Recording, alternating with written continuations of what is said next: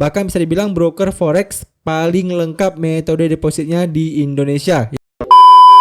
Nah, oke, semuanya sesuai dengan judul ya. Di sini kita akan membandingkan lagi dua broker forex, yaitu broker FBS dan juga broker FX Open. So, tanpa basa-basi lagi, langsung aja ya kita masuk ke pembahasan yang pertama. Nah, pembahasan yang pertama kita akan membandingkan kedua broker ini melalui website WikiFX ya. Di sini kita mulai terlebih dahulu dari broker FBS. Nah, kalau kalian cek di website WikiFX, broker FBS memiliki skor yang cukup tinggi ya, yaitu 6,65. Dan juga di sini tercantum informasi bahwasannya broker ini itu sama seperti broker Agnes ya, kemudian sama seperti broker OctaFX ya. Broker ini itu berasal dari negara Siprus. Dan for your information juga ya, broker ini itu sudah mulai beroperasi sejak tahun 2009. Nah, kalau kita hitung hingga sekarang, broker ini itu sudah aktif beroperasi selama 14 tahun. Ya, bisa kita bilang sebagai broker yang sangat legend ya. Dan broker ini juga merupakan broker yang cukup populer di Indonesia. Nah, kemudian bagaimana dengan regulasi yang dimiliki oleh broker ini? Nah, kalau kita scroll ke bawah, di sini ternyata hanya satu regulasi saja yang dimiliki oleh broker ini, yaitu regulasi CAISEC atau regulasi yang berasal dari negara Siprus ini juga ya. Dan negara ini itu terletaknya di Eropa ya teman-teman. Jadi untuk regulasi di Asianya itu tidak tercantum di sini ya teman-teman. Nah, kemudian apakah benar broker ini itu memang sudah terregulasi di CAISEC atau tidak? Di sini saya sudah coba cek di website resminya CAISEC ya, yaitu caisec.gov.cy. Dan memang benar broker FBS itu terdaftar di CAISEC dengan nama Tradestone Ltd. Nah, kalau kita cek di FBS tadi ya, namanya itu adalah Tradestone Limited ya. Jadi sama ya teman-teman, Limited ini adalah kepanjangan dari LTD ini ya. Nah, selanjutnya bagaimana dengan broker FX Open? Nah, kalau misalnya tadi FBS itu mendapatkan skor 6,65, broker FX Open itu mendapatkan skor yang lebih tinggi sedikit ya, yaitu 7,11. Kemudian di sini juga mereka sama-sama berasal dari negara Siprus ya. Bedanya broker FX Open ini 4 tahun lebih awal ya beroperasi daripada broker FBS tadi. Nah, kalau FBS itu mulai beroperasi sejak tahun 2009, sedangkan FX Open ini itu sudah beroperasi sejak tahun 2005. Nah, kemudian bagaimana dengan regulasi yang dimiliki? Nah, regulasi yang dimiliki itu sama seperti FBS tadi ya. Mereka hanya memiliki satu regulasi saja, yaitu regulasi CAISEC ataupun regulasi yang sesuai dengan tempat ataupun negara mereka berasal. Dan kalau kita cek ya, nama yang terdaftar di CAISEC yaitu FX Open EU Ltd ya. Dan kalau kita cek di website resminya, ternyata sama ya teman-teman, namanya yang terdaftar juga adalah FX Open EU Ltd dengan nomor 194-13. Nah, di sini juga sama ya, 194-13.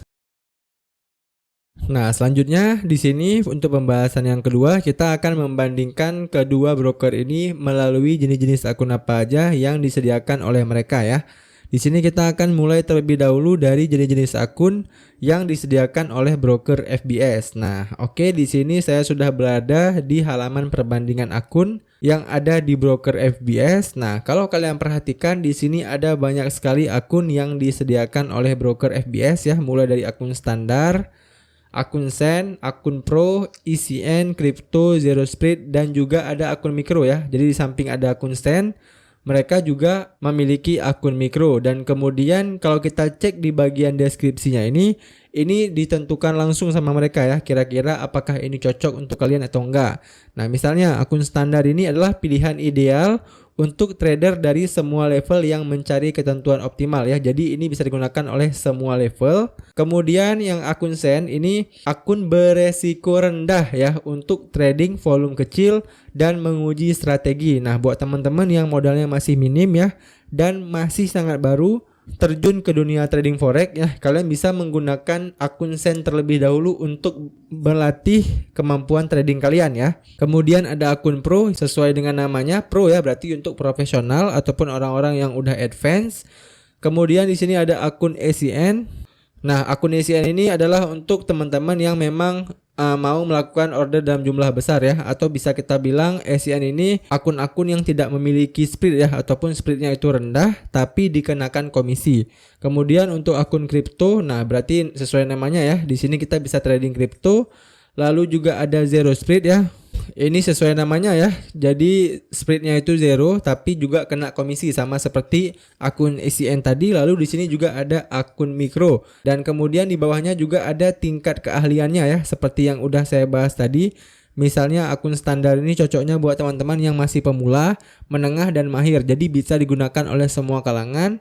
Lalu akun Sen itu bisa digunakan oleh kalangan yang masih pemula ataupun menengah. Kemudian ini untuk orang mahir, menengah, pemula. Nah, bisa kalian tentukan sendiri. Nah, kemudian bagaimana dengan leverage-nya, Bang? Nah, leverage tentunya pasti di sini akan ditampilkan atau akan disajikan leverage yang sangat besar ya. Karena kan tadi kalau kalian perhatikan untuk regulasi saja mereka itu masih bisa dikatakan tidak ada regulasi ketatnya ya, ataupun misalnya kayak NFA ya, kemudian FCA dan juga ASIC. Ya otomatis leverage yang dibebankan kepada mereka itu ya bisa suka-suka mereka ya teman-teman. Leverage-nya itu tinggi-tinggi sekali ya teman-teman.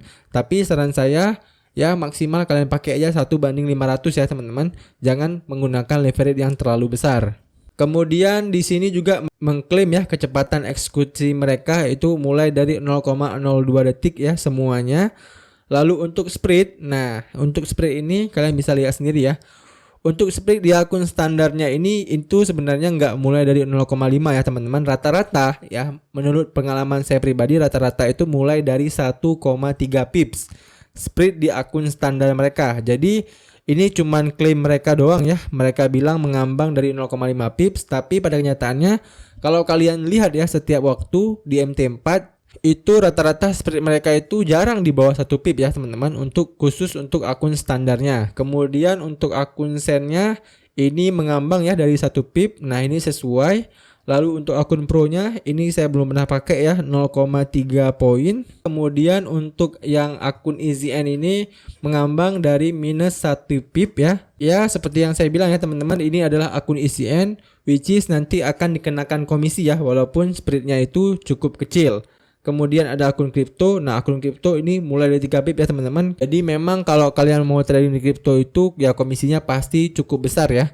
Makanya saran saya ya, kalau misalnya kalau kalian mau trading kripto itu ya kalian tradingnya itu langsung di platform kriptonya, misalnya di Binance ya, ataupun Huobi ya, ataupun sebagainya. Intinya di platform kriptonya langsung. Ataupun kalau memang kalian suka trading kripto di platform trading forex ya, itu saran saya kalian bisa gunakan broker yang udah pernah kita bahas juga ya, broker Eggcap ya. Nah di broker Eggcap itu komisinya itu jauh lebih murah dibandingkan dengan beberapa broker forex lainnya, dan juga jenis kriptonya juga lebih bervariasi ya, ataupun cukup banyak ya teman-teman jenis kripto yang disediakan di broker Eggcap tersebut. Nah kemudian untuk akun zero split ini sama seperti akun ECN ya teman-teman, tetap dari 0 pip.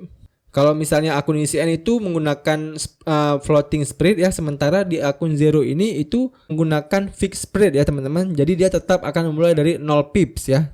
Spreadnya itu tidak mengambang. Kemudian yang terakhir juga ada akun mikro mereka ya, yang mulai dari 0 poin saja spreadnya. Kemudian untuk spread forex teratasnya, untuk Euro USD mereka klaimnya itu mulai dari 0,9 pip ya, kemudian USD CBY 1,1 pip. Lalu untuk akun sennya ya, ini kalian bisa lihat sendiri ya teman-teman perbandingan antara spread dari beberapa jenis akun yang mereka sediakan. Kemudian yang di bawahnya lagi ada volume order ya. Nah, untuk volume order ini itu semuanya rata-rata menggunakan lot mikro ya, yaitu 0,01 lot. Cuman hanya di akun ECN saja yang menggunakan lot 0,1 ya. Lainnya itu kalian bisa menggunakan lot mikro ataupun lot 0,01. Kemudian juga ada komisi ya. Nah, komisi seperti yang udah saya bahas tadi, komisi itu hanya berlaku untuk akun ECN, kripto dan zero spread saja ya. Misalnya di ECN itu komisinya $6 per lot.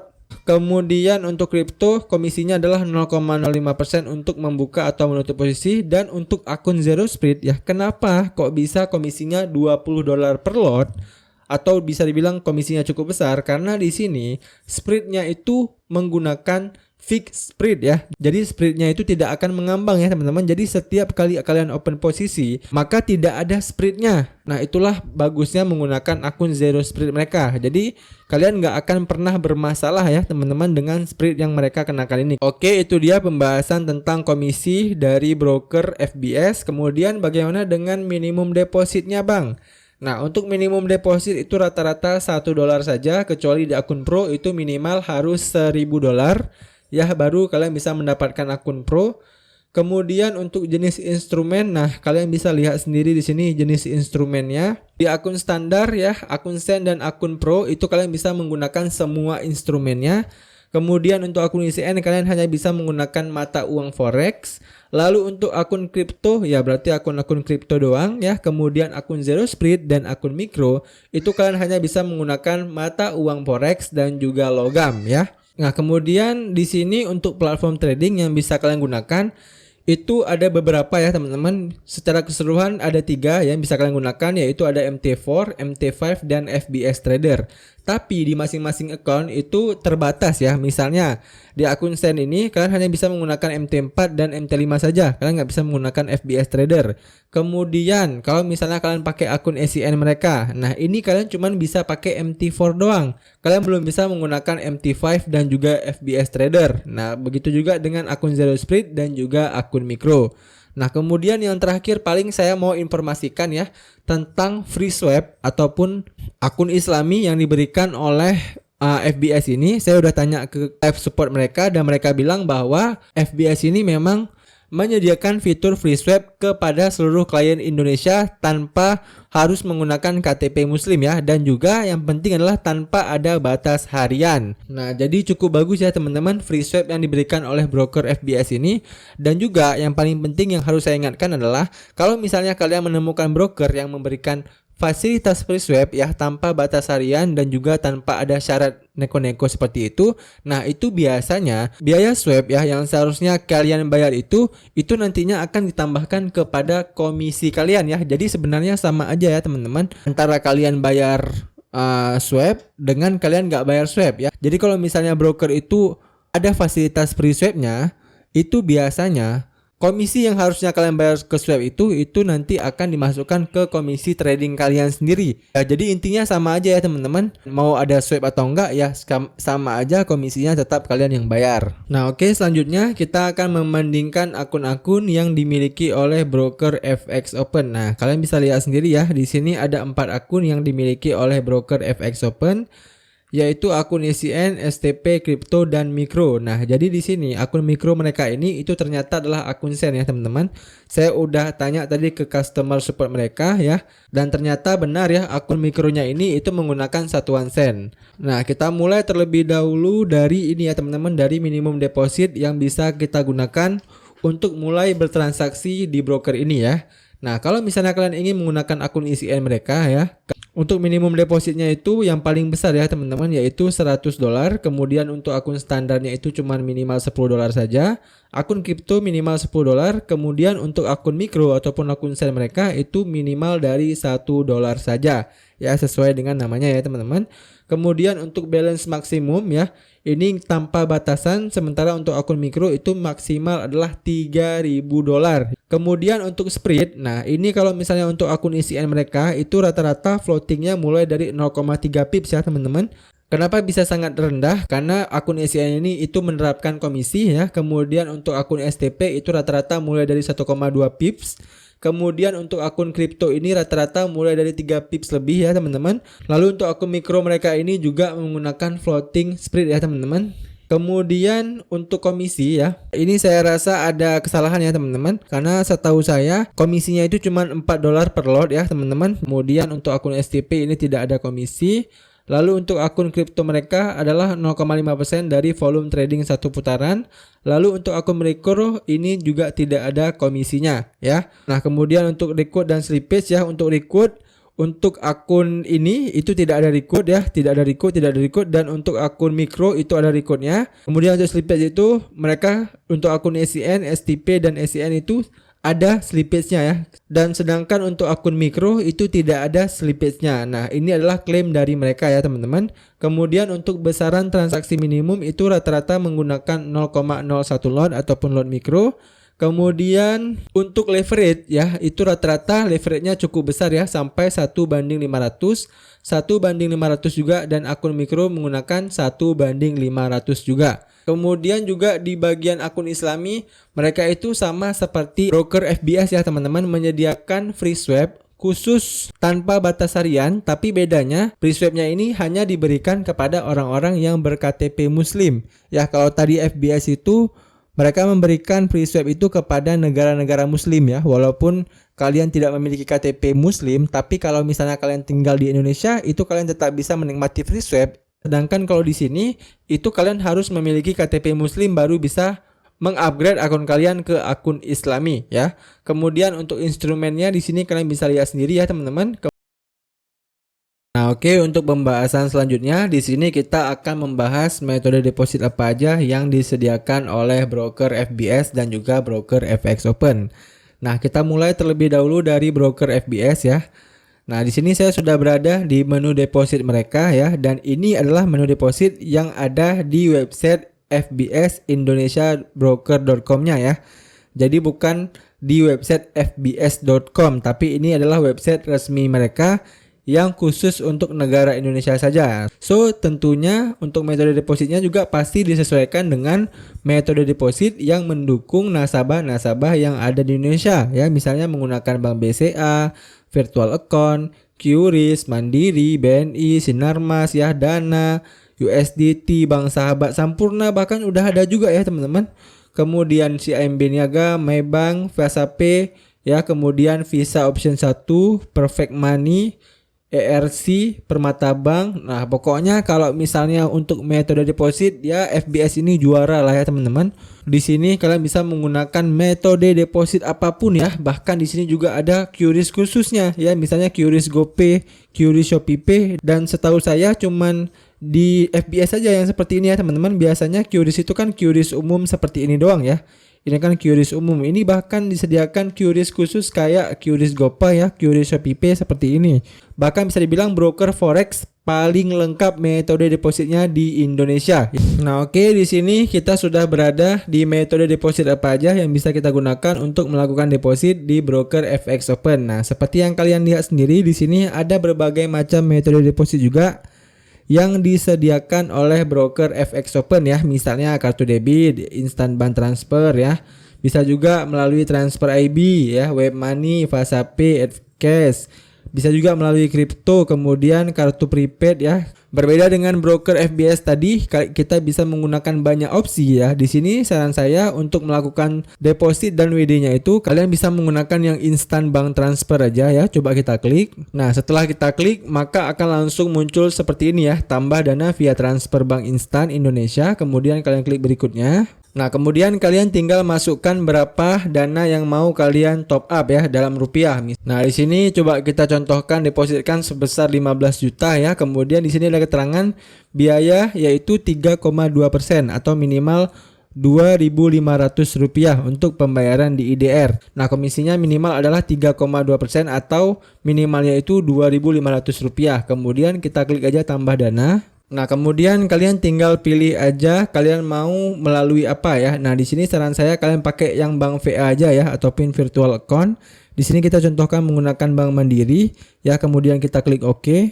Nah, maka akan muncul langsung detail pembayarannya ya. Nah, ini adalah nomor referensi, kemudian ini nomor virtual account-nya ya, VA Mandirinya.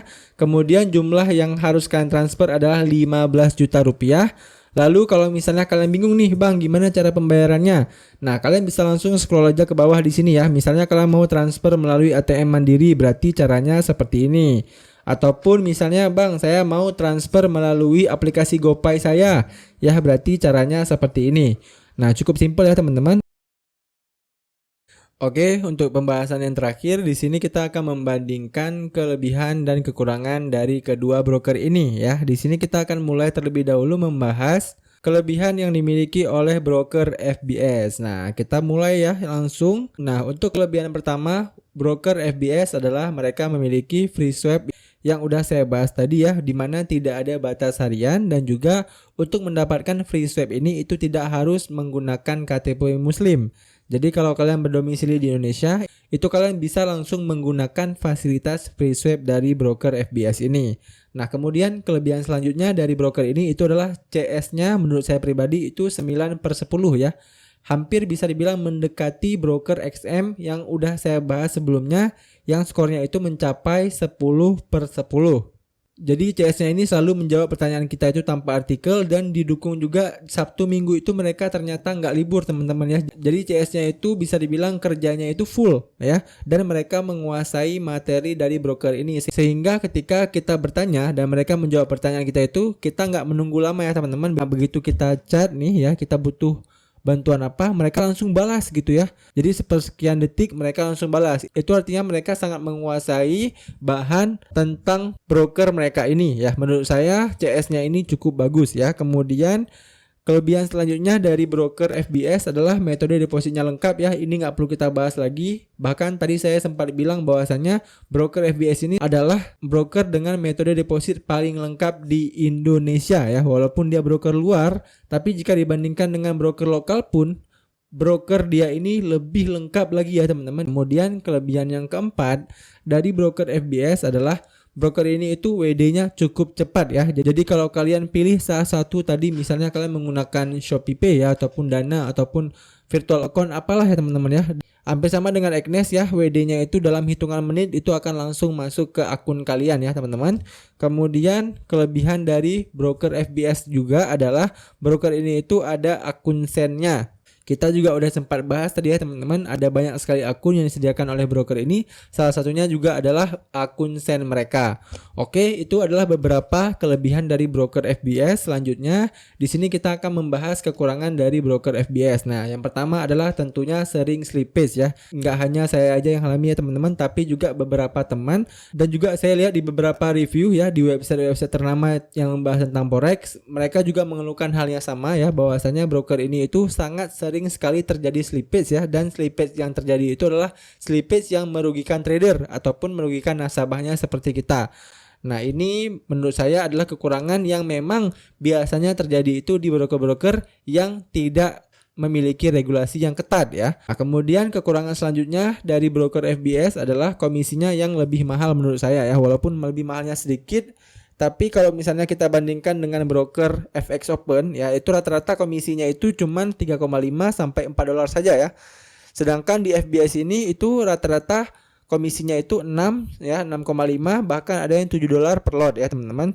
Khusus untuk akun ACN-nya ya, bukan untuk akun Zero Spread-nya. Ini perbandingannya antara akun ACN di FBS dengan akun ACN yang ada di FX Open ya teman-teman. Nah, itu adalah kelebihan dan kekurangan yang dimiliki broker FBS.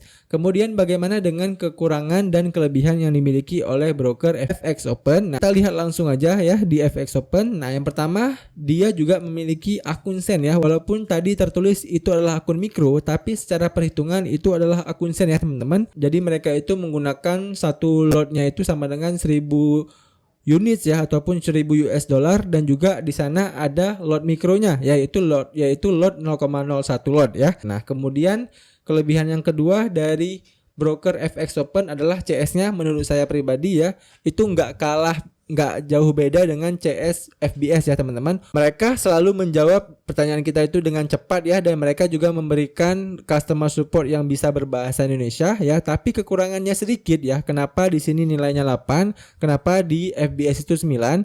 Itu karena mereka di weekend itu mereka libur ya teman-teman. Kemudian untuk kelebihan dari broker FX Open yang ketiga adalah mereka juga memiliki free swap ya, sama seperti broker FBS tadi ya. Nah, perbedaannya hanya pada KTP Muslim saja ya. Kalau misalnya di FBS, seluruh nasabah yang berada di Indonesia itu bisa menikmati fasilitas free swap. Sedangkan di broker FX Open ini, walaupun kalian tinggal di negara Indonesia, tapi kalau misalnya KTP kalian itu bukan Muslim, maka kalian tidak bisa mendapatkan fasilitas free swap mereka. Nah, kemudian Kelebihan dari broker FX Open selanjutnya adalah slippage-nya ini nggak terlalu ya teman-teman jika dibandingkan dengan broker FBS ya. Mungkin karena saya belum lama makainya dan juga saya juga udah lihat beberapa review ya. Slippage-nya ini nggak terlalu buruk ya jika dibandingkan dengan broker FBS. Oke, kemudian untuk kelebihan selanjutnya dari broker FX Open adalah komisinya yang lebih murah ya. Walaupun tadi tercantum di sana $15 per lot, tapi setelah saya coba itu rata-rata komisinya adalah sekitar 3,5 sampai $4 per lot. Ya, komisinya itu mirip-mirip dengan broker Agnes ya teman-teman. Jadi kalau dibandingkan dengan broker FBS yang komisinya itu 6 sampai $7 per lot, ya bisa dibilang komisinya jauh lebih murah di broker ini. Oke, itu dia beberapa kelebihan dari broker FX Open. Kemudian bagaimana dengan kekurangan yang dimiliki oleh broker FX Open? Nah, yang pertama adalah WD-nya yang agak lama ya. WD-nya itu kalau kalian WD itu rata-rata mulai dari beberapa jam ya teman-teman. Jadi nggak sama kayak FBS ya, Agnes, XM yang bisa beberapa menit masuk ya. Di broker ini itu rata-rata beberapa jam ya, 6 jam gitu ya teman-teman masuknya ya. Kemudian untuk kekurangan selanjutnya dari broker ini itu adalah adanya bug di web ya. Jadi waktu saya mendaftar di broker ini itu ketika saya minta konfirmasi kode 6 digit dari nomor telepon saya ya. Nah, di situ tidak muncul-muncul tuh guys kode konfirmasi yang dikirimkan ke SMS kita. Nah, itu terjadi udah beberapa hari ya teman-teman. Nah, akhirnya saya tanya tuh ke CS-nya, "Kak, ini saya mau konfirmasi nomor telepon saya, tapi pihak FX Open itu tidak mengirimkan kode konfirmasinya. Nah, bagaimana?" Nah, akhirnya si CS ini bilang, "Ya udah Kak, sini biar kami konfirmasi secara manual." Nah, barulah akhirnya saya bisa menggunakan broker ini. Nah, jadi terjadi bug ya teman-teman ketika saya melakukan pendaftaran di broker ini. Nah, kemudian yang ketiga adalah mungkin kekurangan dari broker ini adalah no fixed rate ya. Kalau misalnya di FBS itu ada fixed rate, sementara di broker ini itu tidak ada fixed rate-nya alias menggunakan floating rate. Oke, itu aja ya teman-teman video perbandingan antara broker FBS dengan broker FX Open. Semoga video ini bisa membantu teman-teman semuanya. Sekian dari saya. Sampai jumpa di video saya selanjutnya.